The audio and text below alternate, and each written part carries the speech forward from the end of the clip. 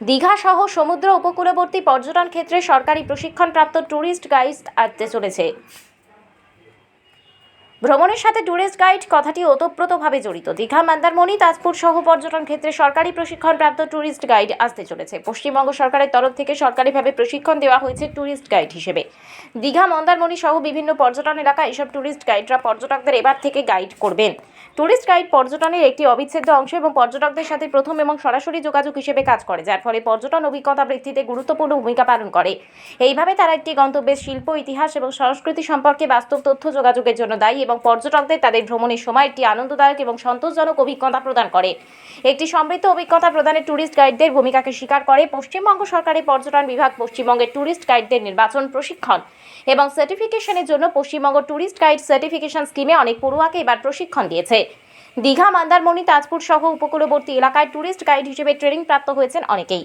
এবার থেকে তারাই পর্যটন এলাকা সহ উপকূলবর্তী এলাকার বিভিন্ন সৈকতে পর্যটকদের গাইড দেওয়ার জন্য নিয়োজিত থাকবে। কিছুদিনের মধ্যেই নির্দিষ্ট নিয়মনীতির মধ্যেই তারা কাজে নামতে চলেছে। রামনগর 1 নম্বর ব্লকের পঞ্চায়েত সমিতির সভাপতি নিতাই চরণ সার বলেন, সরকারিভাবে ট্যুরিস্ট গাইডের যারা ট্রেনিং নিয়েছেন তারাই শুধুমাত্র পর্যটকদের ট্যুরিস্ট গাইড রূপে কাজ করতে পারবেন। সরকারিভাবে ট্যুরিস্ট গাইডদের ট্রেনিং দেওয়া হয়েছে ব্লকের তরফ থেকে বিভিন্ন এলাকায়। তাদের কিভাবে কাজে যোগ দেওয়ার করা হচ্ছে বা তাদের মূলত কাজটা কী? আমরা প্রথম থেকে বলেছি, সারা ভারতবর্ষের মধ্যে বিভিন্ন স্টেটে যেগুলো আমাদের ঐতিহাসিক জায়গা এবং বিভিন্ন ধর্মীয় প্রতিষ্ঠান যেগুলি আছে সেগুলো যেভাবে থাকে, আমাদের এখানে নিউ দীঘা, ওল্ড দীঘা এবং আমাদের নাইকালি মন্দির এবং তাজপুর, মন্দারমণি, শৌলা পর্যন্ত যে সমস্ত আমাদের টুরিস্ট স্পট আছে এবং আমাদের চন্দনপুর এবং আমাদের বালকবার মানে মাদুর শিল্প, বাসন শিল্প, একসঙ্গে একটা গ্রুপ উঠবে। সেই গ্রুপের গাইড হিসেবে তিনি তার একটা রেল বাঁধা থাকবে। উনি এই মানে জায়গাগুলো ঘুরিয়ে দেখাবেন, তার ঐতিহ্য বলবেন, পূর্বতন ইতিহাসের কথা বলবেন, বর্তমান সময়ের কথা বলবেন এবং কোন জায়গায় কী জিনিসটা আছে তারা সেটাকে মানুষকে উপলব্ধি করবেন পর্যটকদের কাছে। এবার সেইখানে রেটটা বাঁধা থাকবে, সেই রেটের মধ্য দিয়ে তারা কিন্তু সেইটা মানুষকে যত ভালোভাবে ব্যবহার আচরণের মধ্য দিয়ে তাকে প্রত্যেকটা জিনিস রামনগর 1 নম্বর ব্লকের মধ্যে যতগুলো আমাদের ধর্মীয় প্রতিষ্ঠান আছে, আমাদের পর্যটক কেন্দ্র আছে, বিভিন্ন আমাদের কারুকার্য শিল্প আছে, ঝিনুক শিল্প আছে, মাদুর শিল্প আছে, বাসন শিল্প আছে এবং আমাদের বিভিন্ন ধরনের মৎস্যজীবী যে শ্রেণী, মোহনা কোস্টাল থানা আছে, দীঘার সঙ্গে আমাদের পর্ষদ আছে, সেইগুলোকে তারা দেখিয়ে মানুষকে মন জয় করে। সেখানে একটা রেট থাকবে, সেই রেটের বাইরে দিতে পারব না। এইটা হচ্ছে আমরা প্রশিক্ষণ দিয়েছি এবং তাদের বই তুলে দিয়েছি, তাদের সার্টিফিকেট দিচ্ছি এবং তারা নামটা মানে অ্যাপের মধ্যে নাম নথিভুক্ত করা আছে এবং সেক্ষেত্রে আমাদের জগন্নাথ মন্দির হওয়ার পরে সেই মানুষ কিন্তু ঘুরতে চাইবে, জানতে চাইবে। সেটা কিন্তু তাদের সেই কাজে লিপ্ত হয়ে যাতে অর্থনীতিভাবে তারা মজবুত হতে পারে, শিক্ষিত বেকার যুবক যুবতীরা, তার জন্য এই ব্যবস্থা গ্রহণ করা হয়েছে। তাদের কাজের জন্য কি কোনো ছাড়পত্র দেওয়া হয়েছে না তারা নিজেরাই করতে পারে কাজ? 100 বার তাদের ছাড়পত্র, তাদের সার্টিফিকেট দেওয়া হয়েছে। এই সার্টিফিকেট ছাড়া আদার্স কিন্তু কেউ লোক ঢুকতে পারবে না।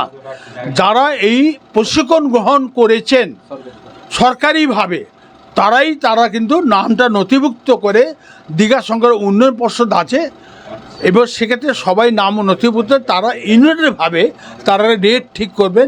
সেই রেটের মধ্যে আমরাও বিবেচনা করব, রেটটা বেশি হচ্ছে না কম হচ্ছে সেটা কিন্তু দেখে নেওয়ার পরে তারা কিন্তু এটা কিন্তু করলে আমি মনে করি মানুষও রামনগর 1 নম্বর ব্লকে বিভিন্ন ধর্মীয় প্রতিষ্ঠান, পর্যটক কেন্দ্র, মেরিন ড্রাইভ থেকে বিভিন্ন জিনিস তারা জানতেও পারবেন। নিশ্চিত তাতে মানুষ আনুগত্য হবে এবং তাদের ব্যবহার আচরণের মাধ্যম দিয়ে তারা কিন্তু আরও বেশি উপকৃত হবে বলে মনে করি। পুজোর আগেই কি তারা কাজে যোগ দিচ্ছে বা শুরু করবে এই পরিষেবা? পর্যটকের উপকৃত হবে এটা? আমরা এই মুহূর্তে আমাদের কাছে বহু মানুষ আসছেন যারা প্রশিক্ষণ নিয়েছেন, তাদের কে বা কারা টেলিফোন করে বলছে আপনার নামটা নথিভুক্ত করুন। আমরা আজকেও আমার কাছে অনেকে এসেছিলেন যারা এখানে প্রশিক্ষণ নিয়েছেন, তাদের বলছি নিশ্চিত এত অস্থির হওয়ার দরকার নেই। আমরা এখানে মানে কেউ হয়তো অসৎ উপায়ে উপার্জন করার চেষ্টা করছে। কিন্তু আমাদের অ্যাসোসিয়েশন 100বার হবে, কিন্তু আমাদের সরকারিভাবে নিশ্চিত আমরা সেটা ঠিক করব। কারা প্রশিক্ষণ পেয়েছেন, কারা সার্টিফিকেট পেয়েছেন, সেই ব্যক্তি ছাড়া আদার্স কেউ ইনভলভ হতে পারবে না। যারাই প্রশিক্ষণপ্রাপ্ত তারাই মূলতভাবে কাজ একমাত্র তারাই এখন অন্তর্ভুক্ত হতে পারবেন এবং তাদের আরও প্রশিক্ষণ দেওয়া হবে মানুষের সঙ্গে কীভাবে ব্যবহার করতে হবে, মানুষের কীভাবে আচরণ করতে হবে এবং পূর্বতন ইতিহাস, বর্তমান ইতিহাস আরও সম্যক জ্ঞান অর্জন করতে হবে। পর্যটন প্রকল্পটি নতুন টুরিস্ট গাইডের দুটি বিভাগে বিভক্ত, যা নতুন আবেদনকারীদের জন্য প্রযোজ্য এবং একজন গাইড হিসাবে কমপক্ষে 3 বছরের অভিজ্ঞতা সম্পন্ন আবেদনকারীদের জন্য ভেটারান্স বিদ্যমান টুরিস্ট গাইডের জন্য প্রযোজ্য। প্রাক্তন বিভাগের জন্য আবেদনকারীদের বয়স কমপক্ষে 18 বছর হতে হবে এবং অবশ্যই কোর্সে নিবন্ধনের তারিখে বা তার আগে কোনো রাজ্য সরকার, ভারত সরকারের কোনো স্বীকৃত বোর্ড দ্বারা পরিচালিত 10তম শ্রেণীর পরীক্ষা শেষ করতে হবে। সমস্ত প্রশিক্ষণ কারিগরি শিক্ষা বিভাগের মাধ্যমে উৎকর্ষ বাংলা মডিউলের অধীনে জেলা পর্যায়ে পরিচালিত হয়। একজন উচ্চাকাঙ্ক্ষী প্রার্থী হিসেবে একজনকে অবশ্যই উৎসাহী হতে হবে এবং গন্তব্য বা পণ্য সম্পর্কে জ্ঞানের পাশাপাশি ভালো ব্যাখ্যা, উপস্থাপনা এবং সম্পাদনের দক্ষতা থাকতে হবে। ট্যুরিস্ট গাইড ট্রেনিং প্রাপ্ত হয়ে কাজে ফেরার জন্য মুখিয়ে আছেন ট্যুরিস্ট গাইডরা। দীঘা সহ উপকূলবর্তী এলাকার বিভিন্ন পর্যটন এলাকায় পর্যটকদের কাছে এবার খুশির খবর। কৃষ্ণপদ দাস।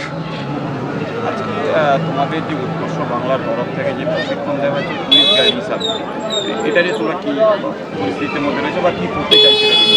দেখুন, এটা গভর্নমেন্ট অফ ওয়েস্ট বেঙ্গল থেকে একটা ট্যুরিস্ট গাইড হিসেবে প্রশিক্ষিত করা, ট্রেনিং দেওয়া হয়েছিল। ওই ট্রেনিংটা শেষ হওয়ার পরে সার্টিফিকেট প্রদান করা হয়েছে। এবার প্রশাসন থেকে জানাতে চাইছেন যে আপনারা কাজে নামুন। এবার এই কাজে যে নামবো আমরা ট্যুরিস্ট গাইড হিসেবে, কাজটা কি তোমাদের? ট্যুরিস্ট গাইড মানে ট্যুরিস্টদের গাইড দেওয়ার জন্য। কীভাবে করতে? এবারে কীভাবে করতে চাইছি সেই জন্য আমরা একটা একত্রিত হয়ে একটা অ্যাসোসিয়েশন তৈরি করছি আমরা।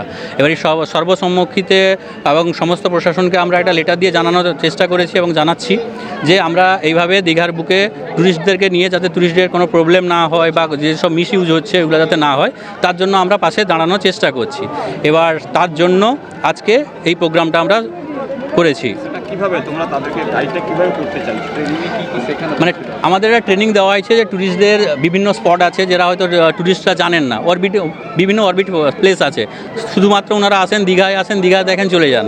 যেসব অন্যান্য স্পটগুলো আছে ওটা কিন্তু ওনারা জানেন না, সেইগুলো হয়তো ট্যুরিস্টদের নিয়ে যাওয়া, দেখানো, ঠিক আছে, ওইগুলোর জন্য আমরা মানে প্রশিক্ষণ দেওয়া হয়েছে এবং ওই প্রশিক্ষণের পাওয়ার পরে আমরা মাঠে নামার চেষ্টা করছি এবং সমস্ত প্রশাসনকে জানাতে চাইছি এটা যে প্রশিক্ষণের শেষে যে ওনারা যে ট্রেনিং করেছেন, ট্রেনিংয়ের পরে ওনারা যা কাজ করতে চাইছেন যাতে কোনো প্রবলেম হলে ওনারা সাহায্য করেন। এরকম এই যে মনে করুন টুরিস্টকে যে তোমরা গাইড দেবে, সেটা তার কি কিসের বিনিময়ে? কোনো পারিশ্রমিক? অবশ্যই পারিশ্রমিক তোমরা শ্রম দেবে না, পারিশ্রমিক বিনিময়ে। পারিশ্রমিক সেটা কীরকম মানে আমরা সেটা প্রশাসনের সঙ্গে বসে একটা অ্যামাউন্ট ধার্য করব, ওনারা যেভাবে বলবেন সেই নিয়ম অনুযায়ী আমরা চলবো। এই যে তোমাদের দ্বারা পর্যটকরা বহু দূর দূরান্ত থেকে আসেন, বিশেষ করে ফরেনাররা অনেক সময় আসেন, তারা অনেক সময় বুঝতে পারেন না, তাদেরকে তোমরা কীভাবে গাইড করতে চাইছো? ওটাই তো, যা ওনারা যেভাবে আসছেন, যেমন অনেক ফরেনার ওনারা আসছেন ঘুরতে, কিন্তু ওনারা ঠিকঠাক প্লেস পাচ্ছেন না বা জানতে পারছেন না। ওটার জন্য ওই গাইডদেরকে নিয়ে ওনারা সমস্ত কিছু জায়গা ঘুরিয়ে দেখাতে পারবেন বা সব কিছু ওনারা বুঝাতে পারবেন। যে যারা প্রশিক্ষিত গাইড থাকবেন ওনারা বুঝাতে পারবেন, ওনাদেরকে নিয়ে প্লেসগুলো দেখাতে পারবেন। ওই জন্য পাশাপাশি যেগুলো নতুন প্লেস আছে ওইগুলো নিয়ে গিয়ে ওনারা দেখাবেন। বা কীভাবে তোমাদের সঙ্গে যোগাযোগ করবেন? আমাদের একটা গভর্নমেন্টের যে ট্যুরিজম ওই গভর্নমেন্ট অফ ওয়েস্ট বেঙ্গলের ট্যুরিজম যে পোর্টালটা আছে ওই পোর্টালে এবং সবার নাম নথিভুক্ত আছে, ওইখান থেকে নাম দেওয়া আছে, মোবাইল নাম্বার দেওয়া আছে এবং মেল আইডি দেওয়া আছে। ওখান থেকে ওনারা দেখতে পারেন বা ফোন করে বলতে পারেন, কথা বলতে পারেন। কাজ করছো? এই মুহূর্তে আমাদের সঙ্গে আছেন প্রায় 70 থেকে 80 জন। কোন কোন এলাকা জুড়ে কাজ করছো? আমাদের রামনগর আছেন, মানে রামনগর 1 নম্বর ব্লক, 2 নম্বর ব্লক, ঠিক আছে, প্রতিমা, দীঘা, তাজপুর, শঙ্করপুর, মন্দারমণি, জুনপুর, এইসব স্পট নিয়ে আমরা বর্তমানে এখন শুরু করেছি। কবে থেকে কাজে নিয়োগ করছো তোমরা? নিয়োগপত্র কি কবে পেতে পারো, কি আলোচনা হয়েছে ডিএমএস? নিয়োগপত্র নিয়ে সেরকম আমাদের নিয়োগপত্র কিছু নেই, আমরা এমনি কাজে নামছি, ঠিক আছে, যেটা হয়তো পরবর্তী প্রশাসন লেভেল থেকে যেভাবে ওনারা ইনস্ট্রাকশন করবেন সেইভাবে এগোবো। প্রত্যেককে কাজে নামতে নির্দেশ দেওয়া হয়েছে। লিখিত নির্দেশ না মৌখিকভাবে? হ্যাঁ, লিখিত না, ওনারা মৌখিকভাবে বলেছেন যে আপনারা নামুন, যদি কোনো প্রবলেম হয় আমরা সেটাকে দেখবো। কারা জানিয়েছেন? কে বলেছে? ওটা ট্যুরিজম সিআই এসেছিলেন কিছুদিন আগে আমাদের এই বিশ্ব বাংলার সামনেও উনি এসে বলেছিলেন, আমরা সবাই ছিলাম। উনি বলেছেন যদি কোনো প্রবলেম হয় আমাকে লেটার হিসেবে জানাও, তাহলে আমরা সলিউশন করব। পূর্ব মেদিনীপুর জেলায় বিভিন্ন পর্যটন এলাকা রয়েছে। দীঘা, মন্দারমণি, তাজপুর সহ অনেক জায়গায় সন্ধান দেবে এই ট্যুরিস্ট গাইডরা। পর্যটকরা এলে এই ট্যুরিস্ট গাইডদের কাছ থেকে এলাকার ইতিহাস ও ঐতিহ্য সম্পর্কেও জানতে পারবেন। পর্যটন এলাকায় উন্নয়ন পর্ষদের সাথে ও ব্লক প্রশাসনের সাথে বসে নির্দিষ্ট আলাপ আলোচনার মাধ্যমে সম্পূর্ণভাবে কাজে যোগ দিতে চলেছেন ট্যুরিস্ট গাইডরা। Bureau report, DN update.